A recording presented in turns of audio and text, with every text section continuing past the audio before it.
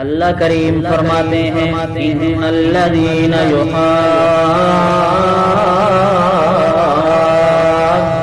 اللہ ورسولہ، اللہ کریم فرماتے ہیں کہ بے شک یقیناً پکی ٹھکی یقینی بات ہے کہ وہ لوگ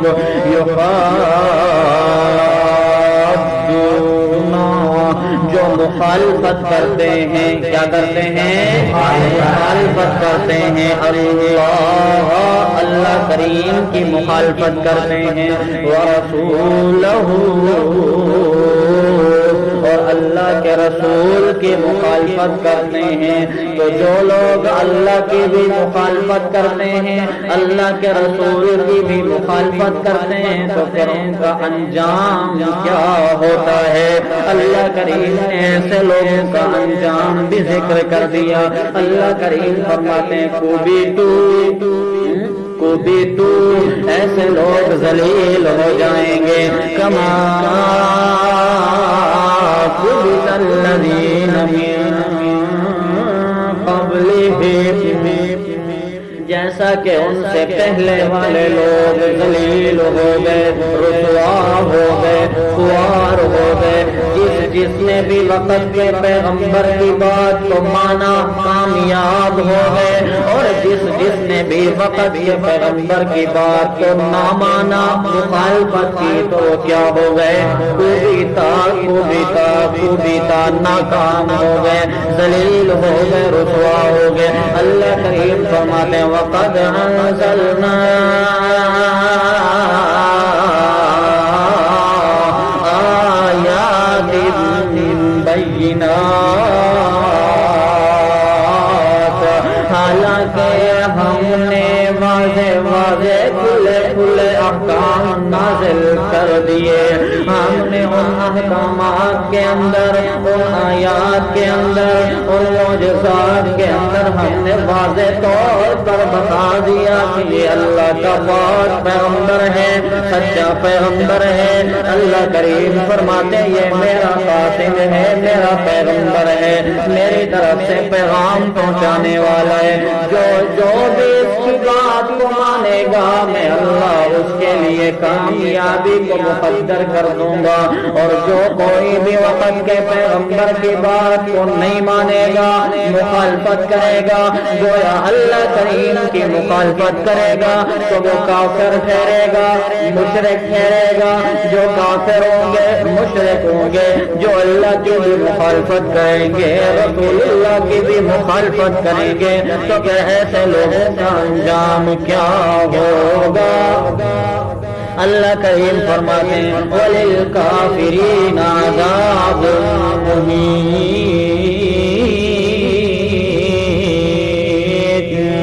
اور کافر لوگوں کے لیے ایسا عذاب ہے مہین، جو رسوا کر دے گا، خوار کر دے گا، ذلیل کر دے گا۔ آگے اللہ کریم فرماتے ہیں کہ جو لوگ دنیا کے اندر اللہ اور اس کے رسول کی مخالفت کرتے ہیں، تو وہ یہ نہ سمجھیں کہ ہم مخالفت کر کے میدان مار جائیں گے، میدان جیت جائیں گے، ایسی بات نہیں ہے، بلکہ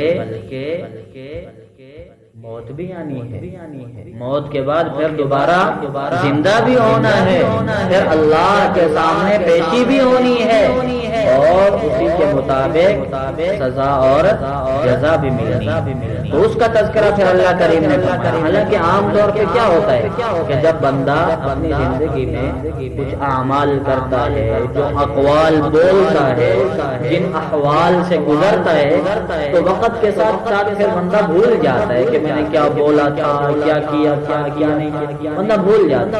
لیکن اللہ کریم بندے کی ہر بات کو، ہر کام کو، اور ہر قول کو، ہر فعل کو اللہ کریم لکھوا رہے ہیں۔ بات سمجھ میں آ گئی؟ پھر اسی کے مطابق اللہ تعالیٰ جو ہے پھر سزا اور جزا کا فیصلہ فرمائیں گے۔ اسی چیز کو اللہ کریم فرماتے ہیں یوم یبعثہم اللہ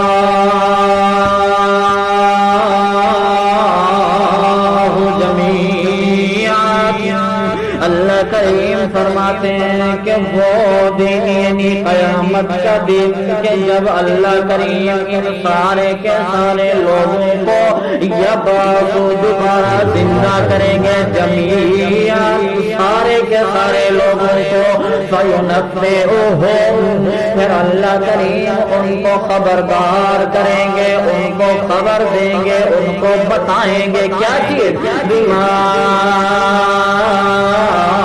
عَمِلُوا ان تمام کے تمام اعمال کی خبر دیں گے جو کچھ انہوں نے کیے ہوں گے دنیا کے اندر.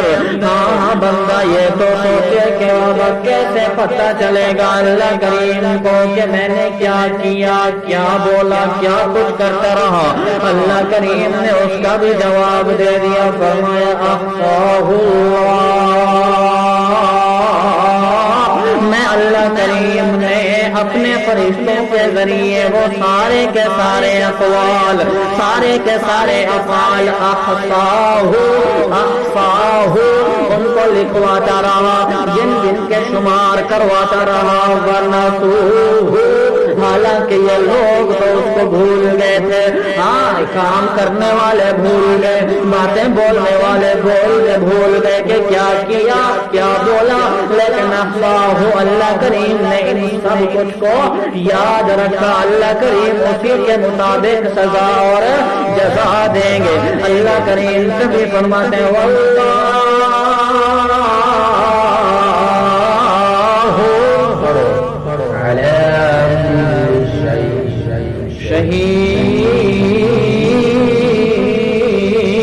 شہید اور اللہ کریم جو ہے ہر چیز پر مطلع ہے شہید اور اللہ کریم جو ہے ہر چیز پر گواہ ہے. اللہ کریم ہر وقت ہر کسی کے ساتھ موجود ہوتا ہے.